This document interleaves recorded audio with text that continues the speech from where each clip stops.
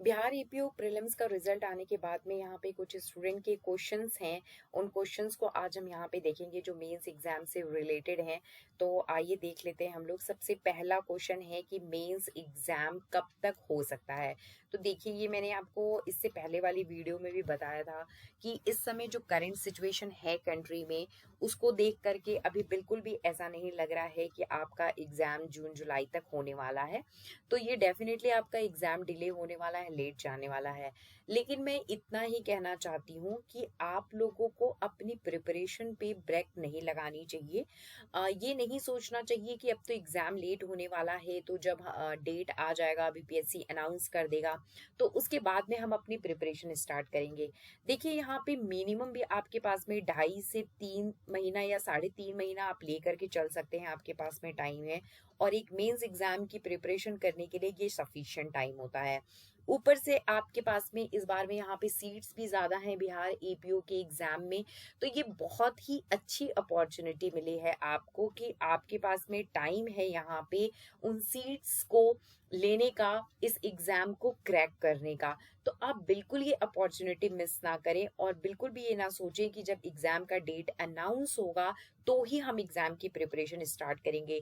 देखिए, अभी कोई भी प्रिडिक्ट नहीं कर सकता है कि ये एग्जाम कब तक होगा, कब से होने वाला है। हो सकता है पहले पीसीएसजे के मेंस का एग्जाम हो, उसके बाद एपीओ का एग्जाम हो, ऐसा कुछ भी हो सकता है। लेकिन आप बिल्कुल उस चीज के भरोसे ना बैठें, अपनी तैयारी आप करें। अगर एग्जाम डिले भी होता है तो आपके पास में रिवीजन का सफिशिएंट टाइम रहेगा और इससे आपकी तैयारी बहुत अच्छी हो जाएगी। इसके बाद हम सेकंड क्वेश्चन को देखते हैं कि इतने सब्जेक्ट्स में से इम्पोर्टेंट सब्जेक्ट क्या है या स्कोरिंग सब्जेक्ट कौन सा है। तो देखिए, मेंस एग्जाम में ये कोई नहीं कहता है कि कौन सा सब्जेक्ट इम्पोर्टेंट है या स्कोरिंग है।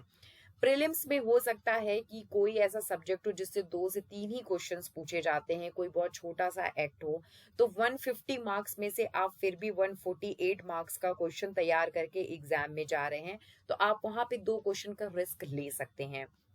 लेकिन मेंस एग्जाम में कितना भी छोटा एक्ट क्यों ना हो, कितना भी छोटा सब्जेक्ट क्यों ना हो, अगर उससे 10 मार्क्स का क्वेश्चन पूछा गया है, 15 मार्क्स का क्वेश्चन पूछा गया है या 25 मार्क्स का क्वेश्चन पूछा गया है, तो भी वो बहुत बड़ा असर डालता है आपके फाइनल मार्क्स पे कि आपने वो 10, 15 और 25 नंबर का क्वेश्चन वहां पे छोड़ दिया, जहां पे आपको, अगर हम 10 भी मान के चलें, तो आपको 0 नंबर मिल रहे हैं।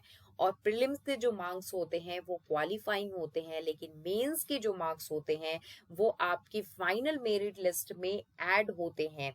वो मार्क्स ऐड करने के बाद में ही आपकी रैंक निकाली जाती है। तो मेंस में 1 नंबर, इवन आधा नंबर भी बहुत ज्यादा इंपॉर्टेंट होता है मेरिट लिस्ट में रहने के लिए या मेरिट लिस्ट से बाहर जाने के लिए। तो आप मेंस में किसी भी सब्जेक्ट को कम में ना आके कि कौन सा इंपॉर्टेंट है और कौन सा इंपॉर्टेंट नहीं है, आपको इक्वली सारे सब्जेक्ट पे फोकस करना होगा। तो ये दो जो हैं, ये क्वेश्चन है जनरल, जो हमसे सबसे ज्यादा पूछे गए थे। इसके बाद सबसे इंपॉर्टेंट क्वेश्चन जो है ये है, वो है कि कैसे हम प्रिपरेशन करें मेंस एग्जाम की। तो देखिए, किसी भी कॉम्पिटिटिव एग्जाम की तैयारी करने के लिए 2-3 चीजें बहुत ज्यादा इंपॉर्टेंट होती हैं। सबसे पहला होता है कॉन्फिडेंस। आप ओवर कॉन्फिडेंट भी नहीं होनी चाहिए और अंडर कॉन्फिडेंट भी नहीं होनी चाहिए। और यहाँ पे तो अंडर कॉन्फिडेंट होने का कोई सवाल ही पैदा नहीं होता है, क्योंकि यहाँ पे आप लोग पहला स्टेज क्रॉस कर चुके हैं। प्रीलिम्स का एग्जाम आपका क्वालिफाई हो चुका है। तो आप जब पहला स्टेज स्टूडेंट जो है वो क्वालिफाई कर लेता है, तो वैसे भी बहुत ज्यादा उत्साह आ जाता है उसके अंदर कि अब तो सेकंड स्टेज पे मैं क्वालिफाई कर लूंगा या मैं अपना बेस्ट ट्राई करूंगा, बेस्ट दूंगा कि ये एग्जाम निकल जाए। तो अंडर कॉन्फिडेंट होने का यहाँ पे कोई सवाल पैदा नहीं होता है। आपके अंदर कॉन्फिडेंस जरूर रहना चाहिए। आप नर्वस नहीं होनी चाहिए किसी चीज को लेके, या आप डरे हुए नहीं होने चाहिए कि आप बहुत ज्यादा डर गए हैं मेंस एग्जाम को लेकर के। ऐसी कोई भी चीज आपके अंदर नहीं होनी चाहिए। दूसरी इंपॉर्टेंट चीज होती है स्ट्रेटेजी। किसी से भी आप पूछिए तो लोग कहते हैं कि किसी भी एग्जाम को निकालने के लिए स्ट्रेटेजी इंपॉर्टेंट चीज होती है, और ये वाकई में सही बात है कि किसी भी एग्जाम को क्रैक करने के लिए स्ट्रेटेजी बहुत इंपॉर्टेंट चीज होती है। आपकी उस पूरी तैयारी के दौरान आपने कौन सी स्ट्रेटेजी अपनाई थी, ये फाइनली आपके एग्जामिनेशन हॉल में जाने के बाद जब पेपर आपके सामने आता है, तो वो चीज का रिजल्ट आपको वहां पे मिलता है, आउटकम आपको वहां पे मिलता है। तो ये बहुत इंपॉर्टेंट चीज है। तो स्ट्रेटेजी बनाने के लिए आप सबसे पहले जो है अपने सब्जेक्ट्स डिवाइड कर लीजिए, एक टाइम टेबल बना लीजिए। और देखिए, ये जो लोग पूछते हैं कि हम कितने घंटे पढ़ाई करें, हमें कितने घंटे पढ़ना चाहिए, तो ये सब गलत धारणाएं हैं। बहुत से लोग हैं जो 5-6 घंटे पढ़ के भी एग्जाम क्रैक कर लेते हैं। तो ऐसा बिल्कुल नहीं कि आप 10-12-14 घंटे पढ़ें। हालांकि आप पढ़ते हैं तो बहुत अच्छी बात है, लेकिन ये बिल्कुल पर्सन टू पर्सन डिपेंड करता है कि कौन सा स्टूडेंट कितनी देर पढ़ता है और कितनी देर में उसका कॉन्सेप्ट क्लियर हो जाता है। तो ये यहाँ पे मैं बिल्कुल ये सजेस्ट नहीं करने वाली हूँ कि आप 12-14 घंटे पढ़िए तभी आपका एग्जाम निकलेगा। ऐसा कुछ नहीं है। ये बिल्कुल आपके ऊपर डिपेंड करता है कि आप कितने समय में अपने सिलेबस को खत्म कर सकते हैं।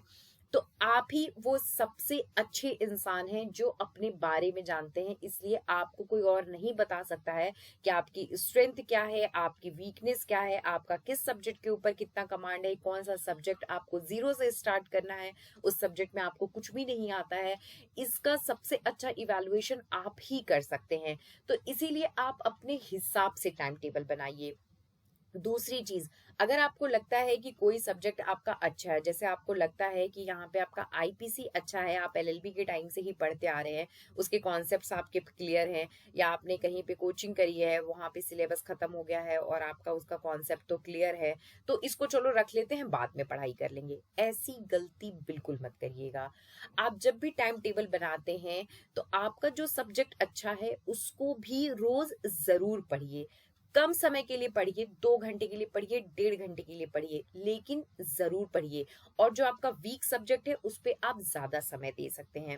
मैं ऐसा क्यों बोल रही हूँ कि जो सब्जेक्ट आपका अच्छा है उसको भी लास्ट के लिए मत रखिए, क्योंकि जो सब्जेक्ट आपका अच्छा है अगर आप उसको पर डे और ज्यादा अच्छे से पढ़ते हैं तो बहुत ज्यादा पॉसिबिलिटी है कि आपके उस सब्जेक्ट में स्कोर, आप वहां पे ज्यादा अच्छा स्कोर कर सकते हैं। और यहाँ मेंस में ऐसी कोई मिनिमम क्वालिफिकेशन नहीं है कि आपका पर सब्जेक्ट में इतना मिनिमम क्वालिफिकेशन होना चाहिए। ऑल ओवर टोटल आप कितना क्वालिफाई करते हैं या टोटल मिनिमम क्वालिफिकेशन जो है वो आपकी यहाँ पे नोटिफिकेशन के अंदर दी गई है, पर सब्जेक्ट वाइज नहीं दी गई है। दूसरी चीज, ऐसा मैंने अभी भी बताया आपको कि कोई भी सब्जेक्ट यहाँ पे नेग्लेक्ट करके नहीं जाना है। तो वीक जो आपका सब्जेक्ट है वो भी आप जरूर पूरा करके जाइए, खत्म करके जाइए। लेकिन आप अगर उसको आज से पढ़ना शुरू करते हैं तो 30 दिन के बाद में आपका उस सब्जेक्ट पे हो सकता है कि थोड़ा बहुत ही अच्छा हो, और जो लोग अच्छा कर सकते हैं तो बहुत अच्छी बात है। लेकिन जो आपका इंटरेस्ट वाला सब्जेक्ट है जिसपे आपका कमांड अच्छा है, वो 30 दिन के बाद दूसरे ही पायदान पे रहता है, वो बिल्कुल अलग स्टेज पे पहुंच जाता है। तो वहां पे आप मार्क्स भी अच्छा स्कोर कर सकते हैं। इसीलिए आप बिल्कुल टाइम टेबल से जो सब्जेक्ट अच्छा है उसको हटा मत दीजिए कि हम तो उसको लास्ट में करेंगे। आप वो सब्जेक्ट भी डेली पढ़िए। ये चीज होनी चाहिए आपके टाइम टेबल का हिस्सा। बाकी वो आप अपने हिसाब से बना लीजिए कि आपको कितना घंटा एक सब्जेक्ट के ऊपर देना है। अब हम बात कर लेते हैं यहाँ पर सब्जेक्ट की। तो सबसे पहले जनरल स्टडीज की बात कर लेते हैं। ये यहाँ पे 100 मार्क्स का है और इसके मार्क्स जो है वो आपके ऐड होने वाले हैं। यहाँ पे आपका हिस्ट्री है, ज्योग्राफी है, इंडियन पॉलिटिकल सिस्टम है, करंट अफेयर्स है और साइंस है। ये मेजर इंपॉर्टेंट सब्जेक्ट्स हैं आपके। यहाँ पे आप कोई भी एक अच्छी सी बुक रेफर कर सकते हैं। अगर आपके पास में नोट्स है, आपने पहले से नोट्स बना रखे हैं, तब तो बहुत अच्छी बात है। अगर नहीं है तो आप लूसेंट रेफर कर लीजिए, अरिहंत रेफर कर लीजिए, कोई भी एक बुक आप रेफर कर सकते हैं। 2-4 बुक एक साथ कभी भी मत पढ़िए, जब भी पढ़िए तो एक ही बुक पढ़िए। और अगर आपने इससे पहले किसी एग्जाम के लिए वो एक बुक पढ़ी है जो आपको लगता है कि आपके लिए सही है, आप कंफर्टेबल है, उसकी लैंग्वेज सही है, आपको समझ में आती है, आप वही एक बुक रेफर करिए। कोई भी बुक अच्छी या बुरी नहीं होती है, सब बुक एक ही जैसी होती है। दूसरी चीज, जीएस में जो सबसे ज्यादा आपको ध्यान रखनी है वो है करंट अफेयर्स। करंट इवेंट से रिलेटेड यहाँ पे क्वेश्चन ज्यादा पूछे जा सकते हैं आपके जीएस पेपर में। तो आपको यहाँ पे बहुत ज्यादा अप टू डेट रहना है। इसके लिए आप मंथली अगर मैगजीन लेते हैं कोई तो बहुत अच्छी बात है, आप डेली न्यूज़पेपर पढ़ते हैं तो भी अच्छी बात है, या अपने मोबाइल के एप्स पे आप कहीं पे देख लेते हैं तो बहुत अच्छी बात है। लेकिन करंट अफेयर्स के टच में जरूर रहिए। उसको डेली टू डेली आप अपनी कोई डायरी मेंटेन करते हैं, कोई रजिस्टर मेंटेन करते हैं करंट अफेयर्स की, तो वो जरूर करिए। वो चीज मैं यहाँ पे स्पेशली सजेस्ट करूंगी कि आप करंट अफेयर्स के ऊपर थोड़ा सा ज्यादा फोकस करें। इसके बाद हम आते हैं लॉ के पेपर पे। ये यहाँ पे सबसे मेजर रोल प्ले कर रहा है, क्योंकि ये टोटल है आपका यहाँ पे 450 मार्क्स का, जिसमें आपका 150 का आईपीसी, 150 का एविडेंस एक्ट और 150 का सीआरपीसी है। अब सोचिए ये तीनों सब्जेक्ट जब एक ही पेपर में पूछे जाते हैं तो भी स्टूडेंट को कितनी दिक्कत होती है उसको तैयार करने में और उसका आंसर लिखने में। यहाँ पे तो एक सब्जेक्ट पे ही एक पूरा पेपर है 150 मार्क्स का। मतलब कि आपको वो सब्जेक्ट कितनी गहराई के साथ उसकी तैयारी करनी है, ये आपको समझना चाहिए कि उस 150 मार्क्स में आपसे कहीं से भी किसी भी चैप्टर से कोई भी टॉपिक पे क्वेश्चन पूछा जा सकता है, चाहे वो शॉर्ट नोट्स में हो, लॉन्ग आंसर में हो, किसी भी रूप में हो। चाहे वो आपका डायरेक्ट क्वेश्चन पूछा जा सकता है, सिचुएशन बेस्ड क्वेश्चन पूछे जा सकते हैं, लैंडमार्क जजमेंट से रिलेटेड क्वेश्चन पूछे जा सकते हैं, ऐसे किसी भी तरह के क्वेश्चन पूछे जा सकते हैं। तो ये जो तीन सब्जेक्ट है ये यहाँ पे सबसे ज्यादा इंपॉर्टेंट है और ये लेंदी भी है, खास करके आपका आईपीसी और सीआरपीसी जिनको प्रिपेयर करने में आपको टाइम लगेगा। और यहाँ पे छोटा बड़ा हर एक टॉपिक आप जरूर कवर करके जाइए। इसके लिए जिन लोगों ने कोचिंग की है, जिनका वहां पे सिलेबस खत्म हो गया है, उनके पास में क्लास नोट्स है, प्रिंटेड नोट्स है, तो बहुत अच्छी बात है, आप उससे अपनी पढ़ाई कर सकते हैं। जिन्होंने कोचिंग नहीं की है या जिनके पास में नोट्स वगैरह नहीं है, वो इन सारे सब्जेक्ट्स के लिए कोई भी एक बुक रेफर कर सकते हैं। अगर आपने इन सब्जेक्ट्स के लिए अपने एलएलबी के टाइम पे कोई अच्छी बुक रेफर करी थी जो आपके टीचर ने सजेस्ट करी थी, जैसे कि जनरली आईपीसी में लोग एसएन मिश्रा को रेफर कर लेते हैं, सीआरपीसी में केलकर को रेफर कर लेते हैं, इंडियन एविडेंस एक्ट में बटुकलाल या मुनीर को रेफर कर लेते हैं, कोई भी एक बुक आप वो यहाँ पे जरूर रेफर करिए। आप अगर पहले से कोई बुक पढ़ते आ रहे हैं तो बिल्कुल चेंज मत करिएगा, आप वही बुक पढ़िए जिसमें भी आप कंफर्टेबल है। और नहीं है तो आप ऐसी ऐसी जो भी मैंने ऑथर बताई, और भी बहुत सारे मार्केट में बुक अवेलेबल है, और मैंने आपको अभी बताया कोई बुक अच्छी या बुरी नहीं होती है, सब बुक एक जैसे होते हैं। आपके ऊपर डिपेंड करता है कि आपको उसकी लैंग्वेज कितनी समझ में आती है, उससे कितनी जल्दी आपके कॉन्सेप्ट क्लियर हो जाते हैं, ये बिल्कुल आपके ऊपर डिपेंड है। और अपने दिमाग में आप उसके कितने कंटेंट को रख सकते हैं और एग्जाम में कितनी खूबसूरती से अपनी कॉपी पे उसको प्रेजेंट कर सकते हैं कि एग्जामिनर को वो अच्छा लगे। तो मैं यहाँ पे बस स्पेशली एक चीज सजेस्ट करूंगी कि अगर आप कोई भी बुक रेफर कर रहे हैं तो एक ही बुक रेफर करिए एक सब्जेक्ट के लिए। ऐसा ना हो कि आप आईपीसी के लिए केडी गौर भी पढ़ रहे हैं, पिल्लई भी पढ़ रहे हैं, एसएन मिश्रा भी पढ़ रहे हैं और कोचिंग का नोट्स भी पढ़ रहे हैं, तो ये सारे ही जो है मिलकर के आपको कंफ्यूज कर देंगे और आप जो है एक पर्टिकुलर कंक्लूजन पे कभी नहीं पहुंच पाएंगे कि क्या लिखूं, किसका कंटेंट सही है, किसका गलत है। आप इसी चीज में रह जाएंगे और आपका अच्छा खासा टाइम यहाँ पे वेस्ट हो जाएगा। तो मेरा जो मानना है वो ये कि 20 बुक को एक बार पढ़ने की जगह आप एक ही बुक को 20 बार पढ़िए। पढ़ते समय उसको हाईलाइट करिए, वहां पे अंडरलाइन करिए, वहां पे आप पतले पतले जो है वो नोट्स बना करके स्लिप वहां पे रख सकते हैं उस पेज के बीच में। अगर उससे रिलेटेड कोई केस लॉ है उसको लिख करके वहां रख सकते हैं कि लास्ट टाइम में जब आपको रिवीजन करना हो तो आप फटाफट से वो बुक उठाएं और वो जो नोट्स है आपको कॉपी के बीच में, बुक के बीच में मिलती जा रही है और आप जो है उसको देख देख के तुरंत वहां पे रिवाइज करते जा रहे हैं, आपका टाइम कम से कम वहां पे वेस्ट होता है। तो ये चीज जो है स्ट्रेटेजी का आपके पार्ट होना चाहिए कि आप 10 चीजों पे मत भटकिए, एक ही चीज पे लगे रहिए। और एक ही चीज को जब आप 20 बार पढ़ते हैं ना, तो पढ़ते पढ़ते पढ़ते लास्ट में जो है ना आपका पूरा कॉन्सेप्ट क्लियर होता है और आप बहुत ज्यादा कॉन्फिडेंट होते हैं। इसके बाद में माइनर लॉ है, यहाँ पे 6 माइनर लॉज हैं। लास्ट वीडियो में हमने सिलेबस को डिस्कस किया था, जिन लोगों ने नहीं देखा है वो देख सकते हैं। माइनर लॉ के लिए बहुत यहाँ पे शायद ही किसी कोचिंग इंस्टीट्यूट से यहाँ पे आपको कुछ कवर कराया जाए, तो ये आपको जो है वो आपको खुद प्रिपेयर करना होगा। माइनर लॉज जो भी यहाँ पे 6 एक्ट हैं और इसका भी पूरा 150 मार्क्स का अलग से पेपर होगा और जिसके मार्क्स आपके ऐड किए जाएंगे। तो इस पे भी आपको यहाँ पे बहुत ज्यादा फोकस करना है। आप बिल्कुल इसको छोड़ के नहीं जा सकते हैं कि ये तो हम पढ़ते ही नहीं है, हमें आता ही नहीं है, ऐसा कोई भी एक्सक्यूज देना फालतू चीज है। आप बिल्कुल इसको भी अपने टाइम टेबल में, अपनी स्ट्रेटेजी में शामिल करिए और रोज जो है उसको पढ़ने की कोशिश करिए। आप बेरेट से पढ़ सकते हैं, बेरेट से आपको कहीं पे नोट्स मिल सकता है, ऑनलाइन इंटरनेट जैसे भी, तो वो भी आप जरूर लेकर के इसको पढ़ाई करिए। उसके बाद हम आते हैं लैंग्वेज पेपर की। तो यहाँ पे लैंग्वेज पेपर क्वालिफाइंग है, इसका मार्क्स ऐड नहीं होता है, तो जाहिर सी बात है आपको यहाँ पे 30 मार्क्स लाने हैं, लेकिन कुछ लोग बहुत कैजुअली ले लेते हैं, अरे 30 नंबर लाना कौन सी बड़ी बात है, 30 नंबर आ जाएगा हमारा लैंग्वेज पेपर में।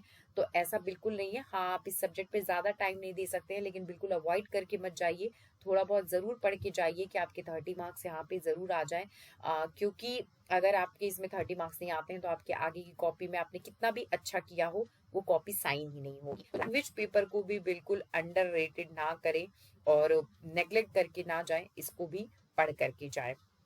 और सबसे इंपॉर्टेंट चीज जो होती है मेंस की, वो होती है आंसर राइटिंग। जब भी आपका किसी भी सब्जेक्ट का यहाँ पे सिलेबस खत्म हो जाता है, तो आप उस पे आंसर जरूर लिखिए।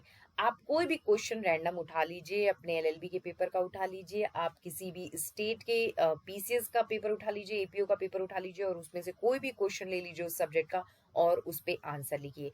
आंसर लिखने के दौरान ही स्टूडेंट को पता चल जाता है कि उसको उसमें क्या क्या आ रहा है, उसके दिमाग में कितना कंटेंट है उस क्वेश्चन को लेकर के, और वो कितना अच्छा लिख पा रहा है। सेल्फ इवैल्यूएशन जो होता है वो सबसे बड़ी चीज होती है, और आपको वो आंसर लिखने के दौरान हर स्टूडेंट को ये चीज तो पता चल ही जाता है कि उसने ये आंसर अच्छा लिखा है या बुरा लिखा है। लेकिन फिर भी आपने अगर यहाँ पे कोई टेस्ट सीरीज ज्वाइन करी है, किसी कोचिंग से आप जुड़े हुए हैं, तो अपनी कॉपी जरूर टीचर को साइन करने के लिए दीजिए, या अपने किसी सीनियर को साइन करने के लिए दीजिए, या आपके कोई भी जो दोस्त हैं जो मेंस लिख चुके हैं, सेलेक्ट हो चुके हैं, उनसे जरूर गाइडेंस लीजिए। उनको जरूर अपनी कॉपी भेजिए कि वो जरूर क्या बोलते हैं उस पर आपको सही सलाह दें कि क्या आपने वो आंसर सही लिखा है या नहीं लिखा है। आप हमारी भी मेंस की टेस्ट सीरीज यहाँ पे ज्वाइन कर सकते हैं। तो आंसर राइटिंग सबसे इंपॉर्टेंट चीज होती है मेंस में, सिलेबस खत्म होने के बाद में, आपकी पढ़ाई खत्म होने के बाद में। अब देखिए, अगर आपने ये चीजें कर ली कि आपने एक पर्टिकुलर टाइम टेबल बना लिया, आप इस स्ट्रेटेजी के साथ में तैयारी कर रहे हैं, आप एक ही बुक को बार बार अच्छे से पढ़ रहे हैं, आपके कॉन्सेप्ट क्लियर हो गए, आपने कम से कम 2 से 3 महीने में 100-200 आंसर्स लिख डाले हैं, तो सोचिए कि लास्ट डे जाते जाते एग्जाम से पहले आपकी तैयारी कितनी अच्छी होगी, आपको अपने आप में कितना अच्छा लगेगा, और एग्जामिनेशन हॉल में आप पूरे कॉन्फिडेंस के साथ जाएंगे। और जब पेपर आपके सामने आएगा तो आपको लगेगा कि ये स्ट्रेटेजी आपकी यहाँ पे काम आ गई, आपकी तैयारी अच्छी हुई है। तो ये चीज जरूर फॉलो करिए, इसको अपनी तैयारी का जरूर हिस्सा बनाइए, इससे जरूर फायदा मिलता है। और देखिए, आपका जो मेंस का एग्जाम है वो टोटल 700 मार्क्स का है, और इंटरव्यू आपका यहाँ पे 100 मार्क्स का है। तो आपको देखिए ये मार्क्स देख के लग रहा होगा कि मेंस का कितना मेजर रोल है आपके सिलेक्शन में।